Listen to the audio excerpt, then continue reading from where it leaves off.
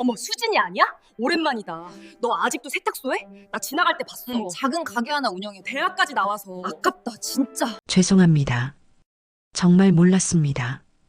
고급 호텔 연회장에 울려 퍼진 사죄의 목소리에 모든 시선이 한 곳으로 쏠렸습니다.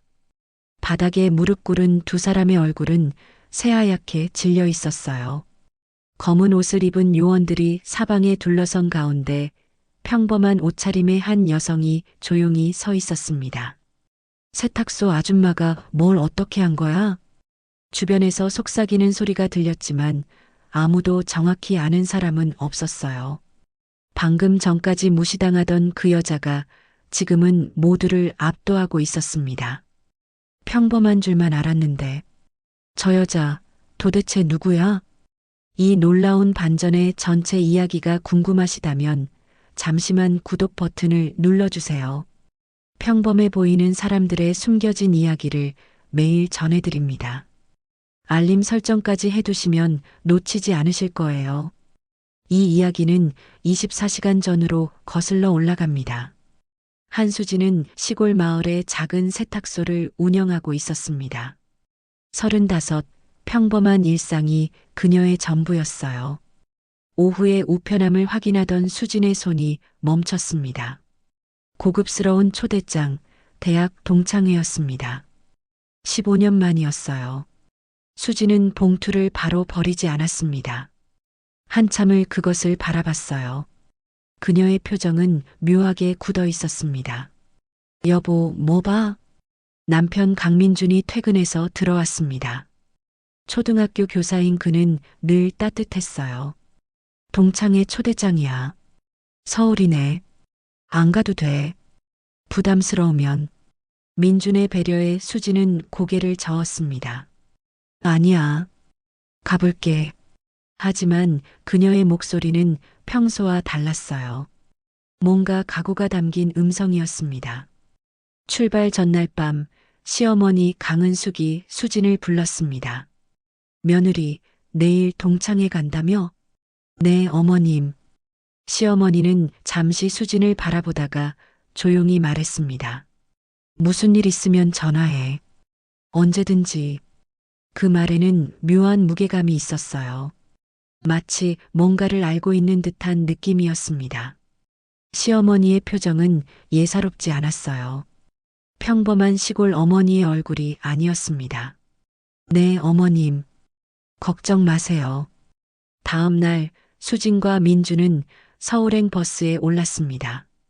수진은 창밖을 바라보며 깊은 생각에 잠겼어요. 여보, 긴장돼? 민준이 수진의 손을 잡았습니다. 조금. 괜찮아. 내가 옆에 있잖아. 수진은 미소를 지었습니다. 하지만 그 미소 뒤에는 알 수 없는 불안이 깔려 있었어요. 버스는 서울을 향해 달렸고 수진의 심장은 점점 빠르게 뛰기 시작했습니다. 서울의 고급 호텔 앞에 도착했을 때 수진은 잠시 주춤했습니다. 화려한 로비와 샹들리에가 그녀를 압도했어요. 들어가자, 여보. 민준이 수진의 손을 잡았습니다. 연회장 문을 여는 순간 수진의 눈에 들어온 건 명품으로 치장한 동창들이었습니다. 반짝이는 드레스, 비싼 액세서리, 고급 시계들. 수진의 평범한 블라우스와 바지가 초라하게 느껴졌어요. 어머, 수진이 아니야? 날카로운 목소리가 들렸습니다. 박혜진이었어요. 명품 드레스를 입은 그녀가 동창 몇 명과 함께 다가왔습니다. 오랜만이다. 근데 너 뭐해? 수진은 침착하게 대답했습니다. 세탁소 운영해. 세탁소? 혜진의 목소리가 높아졌어요. 너 지나갈 때 봤어. 진짜 세탁소 하고 있더라. 대학까지 나와서 그걸 해? 혜진의 말에 주변 동창들이 수진을 돌아봤습니다. 나름 괜찮아. 동네 사람들도 잘해주고. 수진이 담담하게 말했지만 혜진은 비웃었어요. 아깝다, 진짜. 다른 길 갈 수도 있었을 텐데. 바로 그때 정장을 입은 남자가 혜진 옆으로 왔습니다. 최상욱, 혜진의 남편이었어요. 여보, 누구야? 내 대학 동창. 수진이라고. 상욱은 수진을 위아래로 훑어봤습니다.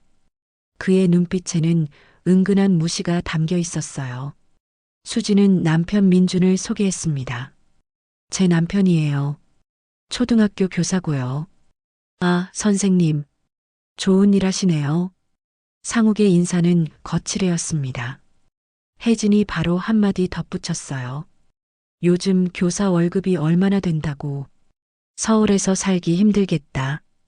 우리는 시골에 살아요. 수진의 대답에 혜진과 상욱이 눈빛을 교환했습니다. 상욱이 점잖은 척하며 말했어요. 그래도 안정적이긴 하죠. 현실적으로는. 그 말에 담긴 도끼를 민주는 느꼈습니다. 그의 주먹이 불끈 쥐어졌어요. 자리로 안내받아 앉았을 때 수진과 민주는 가장 구석 테이블에 배치되었습니다. 혜진과 상욱은 중앙의 가장 좋은 자리에 앉았어요. 식사가 시작되었지만 수진은 편하지 않았습니다. 여기저기서 들려오는 자랑 섞인 대화들. 누구는 어느 회사 임원, 누구는 병원 개원, 누구는 해외 유학. 수진, 시댁 배경은 어때? 멀리서 상욱의 목소리가 들렸습니다. 시어머니는 시골에서 텃밭 가꾸세요. 혜진이 픽 웃었어요. 역시 배경이 없으니까 이렇게 사는 거구나. 민준의 얼굴이 붉어졌습니다. 하지만 수진이 조용히 그의 손을 잡았어요. 수진의 표정은 전혀 동요하지 않았습니다. 오히려 묘하게 침착했어요. 그 순간 연회장 밖에서 소란스러운 소리가 들려왔습니다. 식사가 진행되는 동안 혜진의 공격은 멈추지 않았습니다. 수진아, 솔직히 후회 안 돼? 다른 길 갈 수도 있었잖아. 수진은 침착하게 대답했어요. 아니, 난 만족해. 그 순간 옆 테이블의 한 동창이 수진을 다시 쳐다봤습니다. 뭔가 이상했어요. 저렇게 공격당하는데 왜 저리 담담하지? 수진의 자세와 눈빛이 일반인과 달랐습니다. 마치 훈련받은 사람 같은 느낌이었어요. 상욱이 와인잔을 들며 말했습니다. 시댁 배경은 어때? 요즘은 다 집안백이 있어야 하는데. 시어머니는 시골에서 텃밭 가꾸세요. 혜진이 크게 웃었어요. 역시 배경이 없으니까 이렇게 사는 거구나. 민준의 주먹이 테이블 위에서 떨렸습니다. 분노가 끓어오르고 있었어요. 하지만 수진이 조용히 남편의 손을 잡았습니다. 수진의 표정을 본 민준은 깜짝 놀랐어요. 아내의 얼굴에는 전혀 감정이 없었습니다. 마치 모든 걸 계산하고 있는 듯한 냉정한 눈빛이었어요. 혜진은 마지막 일격을 날렸습니다. 직업도 인생인데 넌 그냥 실패한 거잖아. 그 말이 끝나기 무섭게 연회장 밖에서 급박한 소리가 들렸습니다. 무언가 심상치 않은 분위기였어요. 저게 뭐야? 동창 하나가 창밖을 내다봤습니다. 로비가 이상해. 사람들이 막 뛰어다니는데. 곧이어 연회장 문이 열렸습니다. 검은 정장을 입은 남자들이 들어섰어요. 그들의 움직임은 군인처럼 정확했습니다. 모든 분들 자리에 계십시오. 선두에 선 남자가 말했습니다. 국가정보원입니다. 잠시 협조 부탁드립니다. 연회장이 순식간에 얼어붙었어요. 국정원이라는 말에 모두가 긴장했습니다. 뭐야? 무슨 일이야? 혜진이 당황하며 물었어요. 테러? 설마 사건? 상욱도 얼굴이 굳어졌습니다. 바로 그 순간 수진이 자리에서 일어났습니다. 그녀의 움직임은 자연스러웠지만 단호했어요. 검은 정장의 요원 하나가 수진에게 다가왔습니다. 선배님, 요원이 작은 목소리로 수진에게 격려했어요. 상황 파악하셨습니까? 주변 동창들의 눈이 휘둥그레졌습니다. 선배님, 저 사람이 수진한테? 혜진과 상욱은 입을 다물지 못한 채 수진을 바라봤어요. 수진의 눈빛이 완전히 달라져 있었습니다. 수진이 요원과 함께 연회장 한쪽으로 이동했습니다. 동창들은 숨을 죽이고 지켜봤어요. 요원이 낮은 목소리로 물었습니다. 코드명 블랙스완, 한수진 선배님 맞으시죠? 수진이 고개를 끄덕였어요. 은퇴한 지 오래됐어요. 알고 있습니다. 하지만 도움이 필요합니다. 요원이 태블릿을 꺼내 보여줬습니다. 북측 공작원 잠입 정보입니다. 이 호텔에 있을 가능성이 높습니다. 동창들 사이에서 술렁임이 일었어요. 블랙스완? 코드명이 뭐야? 세탁소 아줌마가 요원이었어? 혜진과 상욱은 말을 잃었습니다. 입이 떡 벌어진 채 수진을 바라볼 뿐이었어요. 수진은 태블릿을 보며 침착하게 분석했습니다. 이동 경로를 보니 15층 방향입니다. CCTV 확인해 보셨어요? 아직입니다. 지금 바로 확인하세요. 그리고 비상구 쪽에 인력 배치하세요. 수진의 목소리는 완전히 달라져 있었습니다. 평범한 세탁소 주인이 아니었어요. 냉철하고 정확한 판단을 내리는 전문가였습니다. 요원들이 재빨리 움직였어요. 수진은 모니터 앞에 서서 CCTV 화면을 확인했습니다. 저기요. 수진이 화면 한 곳을 가리켰어요. 이 사람입니다. 움직임을 보세요. 요원들이 화면을 확대했습니다. 맞습니다. 타겟 확인했습니다. 동선 파악하고 조용히 접근하세요. 호텔 손님들 놀라지 않게. 수진의 지시가 이어졌습니다. 요원들은 즉시 움직였어요. 민주는 믿을 수 없다는 표정으로 아내를 바라봤습니다. 10년을 함께 살았지만 처음 보는 모습이었어요. 10분 후 무전기에서 소리가 들렸습니다. 타겟 확보했습니다. 현직 국정원장이 연회장으로 들어왔습니다. 50대 중반의 단정한 남자였어요. 선배님 덕분에 큰 사고 막았습니다. 국정원장이 수진에게 정중하게 인사했습니다. 동창들은 완전히 얼어붙었어요. 국정원장이 수진을 선배라고 불렀습니다. 혜진의 얼굴은 새하얗게 질려 있었어요. 상욱도 입술을 떨며 서 있을 뿐이었습니다. 수진은 담담하게 말했습니다. 저는 은퇴했어요. 평범하게 살고 싶어서요. 국정원장이 고개를 숙였습니다. 그래도 국가는 선배님을 잊지 않을 겁니다. 수진은 남편에게로 돌아왔습니다. 민주는 아내의 손을 잡으며 물었어요. 여보, 나도 처음 알았어. 수진이 미안한 표정을 지었습니다. 미안해. 숨기고 싶었던 게 아니라 잊고 싶었어. 연회장은 침묵에 잠겼습니다. 방금 전까지 수진을 무시하던 사람들은 아무 말도 할 수 없었어요. 국정원 요원들이 철수한 후 연회장은 어색한 침묵에 빠졌습니다. 아무도 먼저 말을 꺼내지 못했어요. 몇 분 후 한 동창이 조심스럽게 수진에게 다가왔습니다. 수진아, 대단하다. 진짜 몰랐어. 그의 목소리는 아까와 완전히 달랐어요. 존경과 두려움이 섞여 있었습니다. 다른 동창들도 하나둘씩 수진 주변으로 모여들었어요. 국정원 요원이었다니. 어쩐지 뭔가 달라 보이더라. 진짜 영화 같았어. 엄청난 거 아니야? 방금 전까지 무시하던 사람들이 이제는 수진을 우러러보고 있었습니다. 수진은 담담하게 말했어요. 그냥 예전 일이에요. 지금은 평범하게 살고 있어요. 하지만 사람들의 시선은 달라져 있었습니다. 더 이상 세탁소 아줌마가 아니었어요. 멀찍이 떨어진 곳에서 혜진과 상욱이 서 있었습니다. 혜진의 얼굴은 새하얗게 질려 있었어요. 손이 미세하게 떨리고 있었습니다. 여보, 우리 큰일 난 거 아니야? 혜진이 떨리는 목소리로 남편에게 속삭였어요. 상욱도 식은땀을 흘리며 대답했습니다. 모르겠어. 일단 조용히 있자. 두 사람은 감히 수진에게 다가가지 못했습니다. 방금 전까지 조롱하던 그 여자가 국가기밀요원이었다니. 그것도 국정원장조차 존경하는 인물이었습니다. 수진은 자리를 뜨려는 동창들 사이를 빠져나와 민준에게 돌아왔어요. 나가자 여보. 두 사람은 조용히 연회장을 나섰습니다.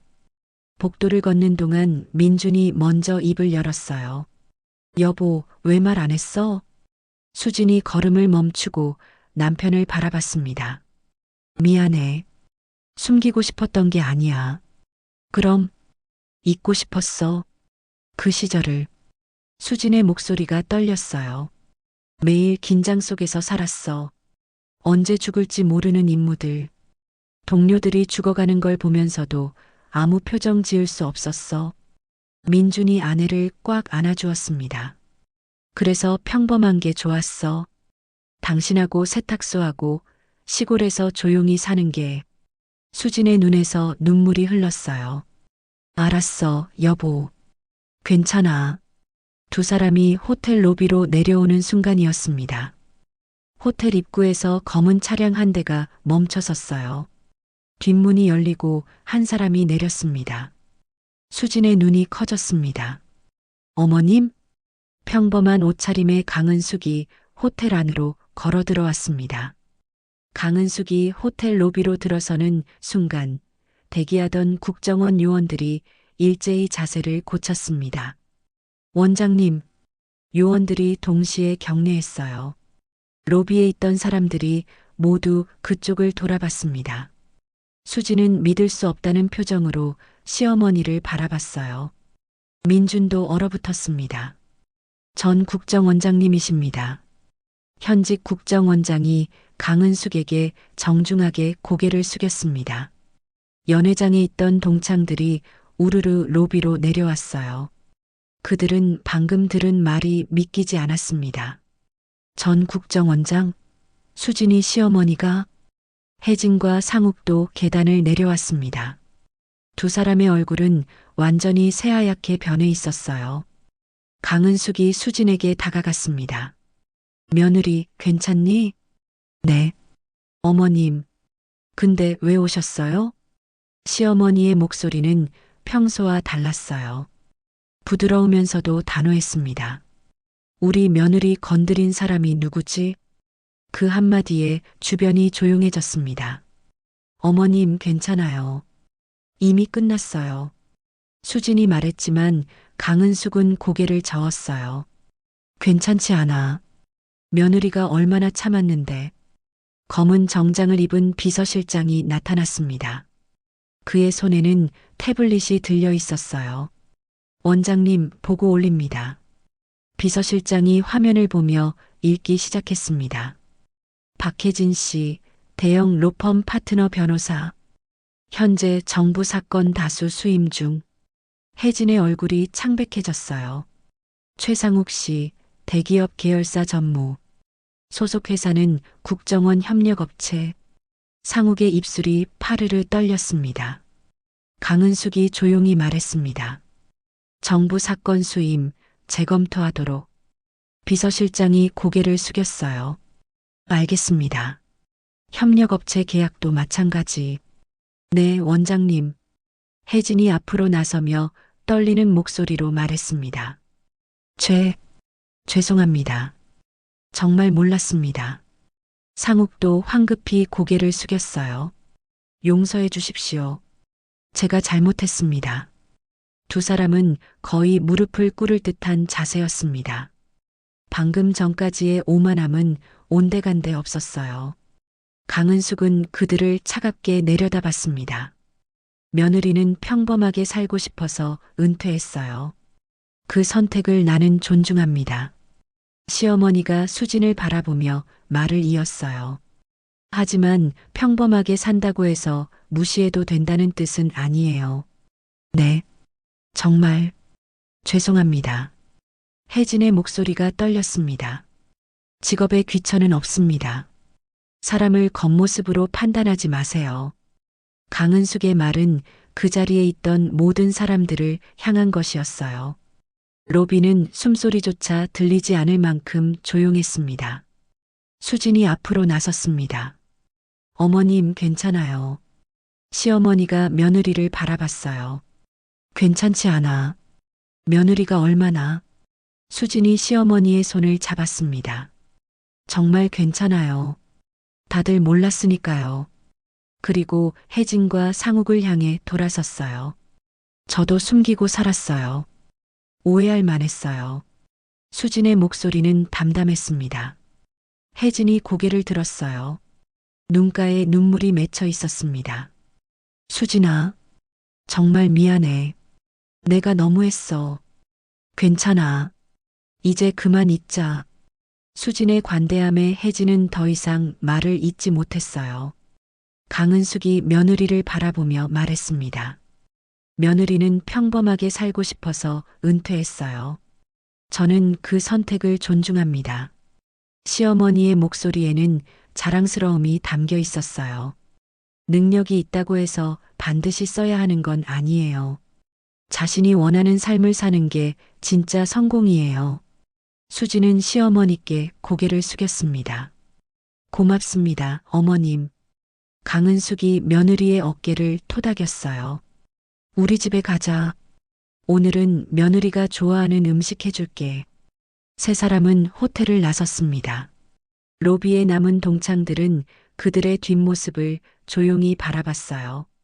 차 안에서 민준이 아내의 손을 잡았습니다. 여보, 후회 안 해? 그런 능력 있으면. 수진이 남편을 보며 웃었어요. 아니, 지금이 좋아. 당신하고 평범하게 사는 게. 정말? 응. 과거는 과거야. 지금의 내가 더 행복해. 민주는 아내를 꽉 안아주었습니다. 사랑해, 여보. 나도. 차는 서울을 벗어나 시골로 향했습니다. 며칠 후 수지는 다시 세탁소 앞에 섰습니다. 변한 건 아무것도 없었어요. 작은 간판, 세탁기 소리, 단골 손님들. 사장님 다녀오셨어요? 동네 아주머니가 빨랫감을 들고 왔습니다. 네, 잘 다녀왔어요. 수지는 환한 미소로 손님을 맞이했어요. 저녁이 되어 민준과 함께 세탁소 앞에 섰습니다. 하늘에는 별이 떠 있었어요. 예쁘다. 수진이 하늘을 올려다보며 말했습니다. 응, 정말 예쁘다. 민준도 함께 하늘을 봤어요. 여보, 행복해? 수진이 남편을 보며 대답했습니다. 응, 정말 행복해. 이렇게 평범한 게 가장 소중한 거더라. 두 사람은 손을 맞잡고 별을 바라봤습니다. 행복은 남과의 비교가 아니라 자신의 선택이었습니다. 몇 달이 흘렀습니다. 박혜진은 로펌에서 조용히 일하고 있었어요. 예전처럼 거만하지 않았습니다. 동료들에게 먼저 인사하고 후배들에게 친절했어요. 어느 날 혜진은 수진에게 편지를 썼습니다. 수진아, 그날 이후로 많은 걸 생각했어. 내가 얼마나 오만했는지, 사람을 겉모습으로만 봤는지. 정말 미안해. 덕분에 내 인생을 돌아볼 수 있었어. 고마워. 최상욱도 달라졌습니다. 회사 후배들에게 존댓말을 쓰기 시작했고 청소 직원들에게도 정중하게 인사했어요. 직업이 사람의 가치를 정하는 게 아니라는 걸 뼈저리게 깨달았습니다. 한편 수진의 세탁소에는 새로운 손님이 늘어났습니다. 사장님, 여기가 그 유명한 세탁소 맞죠? 한 젊은 여성이 들어왔어요. 유명하진 않은데요. 수진이 웃으며 대답했습니다. 아니에요. 소문 들었어요. 여기 사장님이 정말 대단한 분이시라고. 수진은 고개를 저었어요. 그냥 평범하게 세탁소 하는 사람이에요. 그게 대단한 거잖아요. 능력 있는 사람이 평범함을 선택하는 게. 젊은 여성의 말에 수진은 잠시 생각에 잠겼습니다. 저도 요즘 고민이 많았거든요. 남들이 좋다는 길만 가려고 했는데 정말 제가 원하는 게 뭔지 모르겠어서요. 수진이 그녀를 바라보며 말했어요. 남들의 기준으로 살 필요 없어요. 자기가 행복한 게 최고예요. 고맙습니다, 사장님. 젊은 여성이 환하게 웃으며 나갔습니다. 저녁, 수진은 민준과 함께 저녁을 먹었어요. 오늘 재미있는 손님 왔었어. 어떤? 내 이야기 듣고 용기 얻었대. 민준이 아내의 손을 잡았습니다. 여보, 당신은 정말 멋진 사람이야. 수진은 남편에게 기대며 창밖을 바라봤어요. 작은 마을의 평화로운 풍경이 보였습니다. 시어머니 강은숙이 저녁 산책을 나왔습니다. 며느리 행복하지? 네, 어머님. 정말 행복해요. 잘 생각했어. 세상이 정한 성공보다 내가 선택한 행복이 훨씬 가치 있어. 수지는 시어머니와 함께 별을 바라봤습니다. 사람은 누구나 자신만의 가치를 가지고 있습니다. 학벌도 직업도 돈도 그 가치를 정하지 못해요. 중요한 건 자신이 원하는 삶을 사는 겁니다. 수지는 평범한 세탁소 주인으로 돌아왔지만 그녀의 선택은 많은 사람들에게 용기를 주었습니다. 진정한 성공은 남과의 비교가 아니라 자신의 행복입니다. 오늘 이야기가 여러분께 작은 감동을 드렸다면 구독과 좋아요 부탁드리며 주인공에게 전하고 싶은 따뜻한 말씀을 댓글로 남겨주세요. 항상 건강하시고 웃음 가득한 날들 되시기를 기원합니다.